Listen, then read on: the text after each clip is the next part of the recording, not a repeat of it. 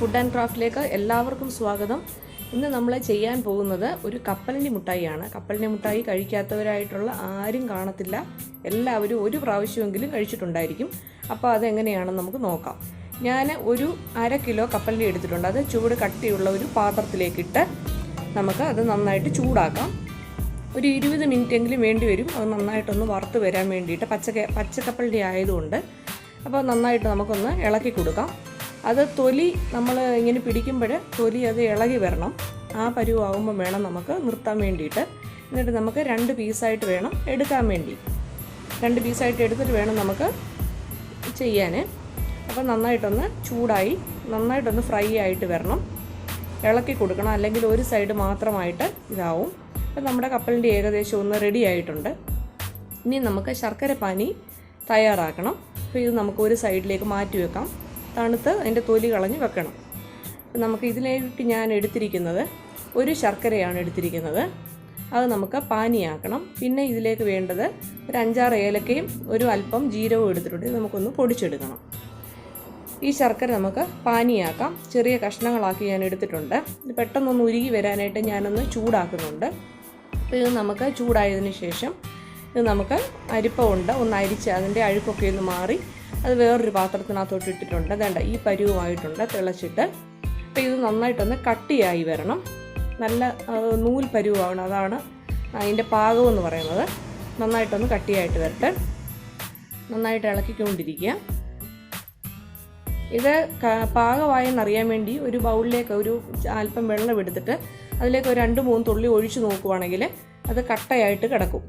അതാണ് നമ്മുടെ പാകം. അപ്പം ഇത് കുറച്ചുകൂടെ നാവാനുണ്ട്.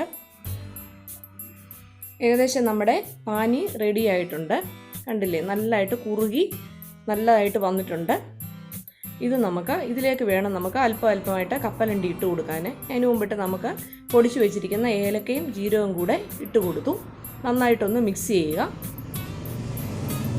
നന്നായിട്ട് മിക്സ് ചെയ്യണം. അപ്പോൾ നല്ലൊരു സ്മെല്ലൊക്കെ വരും. ഈ ഏലക്കയുടെയും ശർക്കരയും വേണമെങ്കിൽ നമുക്ക് അല്പം ഒരു നെയ്യ് കൂടെ നമുക്ക് ഒഴിച്ചു കൊടുക്കാം കേട്ടോ. അടിക്ക് വല്ലതും പിടിക്കുന്നുണ്ടെങ്കിൽ ഒഴിച്ചു കൊടുക്കാം.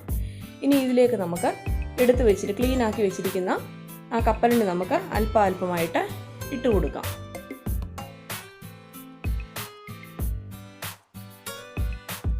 അത് നമുക്ക് ഇങ്ങനെ 2 ഇതായിട്ട് ഇളകി വരണം. അങ്ങനെയാണ് നമ്മൾ ഇതിനകത്തോട്ട് ഇട്ട് കൊടുക്കുന്നത്, ഒന്നായിട്ടല്ല. അപ്പോൾ ഇതിലേക്ക് നമുക്ക് ഇട്ട് കൊടുക്കാം. ഇങ്ങനെ ഇളക്കിക്കൊണ്ടിരിക്കണം. നന്നായിട്ട് ആ ഓരോ കപ്പലണ്ടിയിലും ശർക്കര പാനി അതേ പിടിക്കണം. അങ്ങനെ നമ്മൾ നന്നായിട്ടൊന്ന് ഇളക്കിയെടുക്കുക. കണ്ടില്ലേ, എല്ലാത്തിലും മിക്സ് ആവണം. ഓരോ കപ്പലണ്ടിയിലും ആ പാനി വന്നിട്ട് മിക്സ് ആവണം. നല്ല ടേസ്റ്റാണ് ഇത് കഴിക്കാൻ. എല്ലാവർക്കും ഇഷ്ടമാണ്. പ്രായമായവർക്കും കുട്ടികൾക്കും എല്ലാവർക്കും ഇഷ്ടമുള്ളൊരു സംഭവമാണ് കപ്പലണ്ടി മിഠായി. പണ്ടൊക്കെ ഈ 5 രൂപയ്ക്കൊക്കെ കിട്ടുന്നതായിരുന്നു. 1 രൂപ 5 രൂപയ്ക്കൊക്കെ ഇപ്പോഴും കിട്ടും. കടകളിലൊക്കെ ചെറിയ പീസായിട്ടൊക്കെ കിട്ടും. അപ്പോൾ ഇത് നമുക്കൊരല്പം മെനക്കെട്ട് കഴിഞ്ഞാൽ ഇതൊന്ന് ചെയ്യാവുന്നതേ ഉള്ളൂ. നന്നായിട്ട് അതിനെ ഇളക്കി കൊടുത്തു. ഇനി നമുക്ക് ഒരു പ്ലേറ്റ് എടുക്കണം. ഇത് നമുക്ക് മിക്സ് ആക്കി വെക്കണമല്ലോ. അപ്പം അതിന് വേണ്ടിയിട്ട് നമ്മളൊരു പ്ലേറ്റിനകത്തോട്ട് ഒരു അല്പം എണ്ണ വല്ലതും തടവി കൊടുക്കുക. നന്നായിട്ട് ഒട്ടിപ്പിടിക്കാതിരിക്കാൻ വേണ്ടിയിട്ടാണ്. എന്നിട്ട് ഈ നമ്മൾ എടുത്തു വെച്ചിരിക്കുന്ന ഈ മിക്സ് നമ്മൾ ഇതിലേക്ക് ഒഴിച്ചു കൊടുക്കുകയാണ് ചെയ്യുന്നത്. എങ്കിലല്ലേ നമുക്ക് കട്ട് ചെയ്തെടുക്കാൻ പറ്റും. ആ ഒരു ഷേപ്പ് നമുക്ക് കിട്ടാൻ വേണ്ടിയിട്ടാണ് ഇങ്ങനെ ചെയ്യുന്നത്. ഇത് നമുക്ക് ഏത് ഷേപ്പ് വേണേലും എടുക്കാം. ഇപ്പം നമുക്ക് ഇങ്ങനെ കട്ട് ചെയ്തെടുക്കുവാണെങ്കിൽ സ്ക്വയറിലോ അങ്ങനെ കിട്ടും. ഇല്ല നമുക്ക് കൈകൊണ്ട് നമുക്ക് ഉരുട്ടി എടുക്കുവാണെങ്കിൽ അങ്ങനെ വേണമെങ്കിലും ചെയ്യാം. ഞാനിപ്പോൾ അങ്ങനെ ചെയ്യുന്നില്ല. പ്ലേറ്റിലോട്ട് എണ്ണ തടവിയിട്ട് ഇതൊന്ന് ഇട്ട് കൊടുത്തിട്ടുണ്ട്. ഒന്ന് പ്രസ്സാക്കി കൊടുത്തു. ഇനി നമുക്ക് ഒന്നുകൂടെ ഒന്ന് പ്രസ്സാകാൻ വേണ്ടിയിട്ട് നമുക്ക് ഒരു ചപ്പാത്തി ഉരുട്ടുന്ന ആ റോളുണ്ടല്ലോ, അതുകൊണ്ട് നമുക്ക് ഒന്ന് ജസ്റ്റ് നന്നായിട്ടൊന്ന് പ്രസ് ചെയ്ത് കൊടുക്കാം. അപ്പം നന്നായിട്ടങ്ങ് പ്രസ്സായി വരും. കണ്ടില്ലേ, മേളിലോട്ടൊക്കെ പൊന്തി നിൽക്കുന്ന അത് വല്ലതും ഉണ്ടെങ്കിൽ നമ്മളിങ്ങനെ ഒന്ന് ചെയ്ത് കൊടുക്കുവാണെങ്കിൽ എല്ലാം അങ്ങ് താന്ന് സെറ്റായിട്ട് വരും. എല്ലാം ഒരുപോലെ ആവും. നമുക്ക് വലിയ ഷേപ്പൊന്നും വേണ്ടല്ലോ, ജസ്റ്റ് ഒരു കട്ടിക്ക് കിട്ടാൻ വേണ്ടിയിട്ടാണ്. നന്നായിട്ടൊന്ന് പ്രസ് ചെയ്ത് 4 ഭാഗവും നന്നായിട്ടൊന്ന് പ്രസ് ചെയ്ത് കൊടുക്കണം. എന്നിട്ട് ഇത് നമ്മൾക്ക് തണുക്കാനായിട്ട് വെക്കണം. തണുത്തതിന് ശേഷം നമ്മളിത് കട്ട് ചെയ്തെടുക്കുകയാണ് ചെയ്യുന്നത്. കണ്ടോ, നല്ലതായിട്ട് പ്രസ്സായിട്ടുണ്ട്. നമുക്ക് ഏത് ഷേപ്പ് വേണേലും കട്ട് ചെയ്യാം. സ്ക്വയർ ആവണമെന്നൊന്നുമില്ല, എങ്ങനെ വേണേലും നമുക്ക് കട്ട് ചെയ്തെടുക്കാം. എല്ലാവർക്കും കപ്പലണ്ടി നല്ലതാണ് ശരീരത്തിന്. കണ്ടില്ലേ? ഇനി നമുക്കൊരു പിസ്സ കട്ടറോ അല്ലെങ്കിൽ എന്തെങ്കിലും കത്തി കൊണ്ടായാലും മതി, നമ്മൾ ഒന്ന് കട്ട് ചെയ്ത് എടുക്കുക. കണ്ടില്ലേ? ഇച്ചിരി പാട് കാണും അത് കട്ട് ചെയ്യാൻ വേണ്ടിയിട്ട്, കപ്പലണ്ടി ആയതുകൊണ്ട്. അപ്പം എല്ലാം നമുക്കൊന്ന് കട്ട് ചെയ്ത് മാറ്റാം.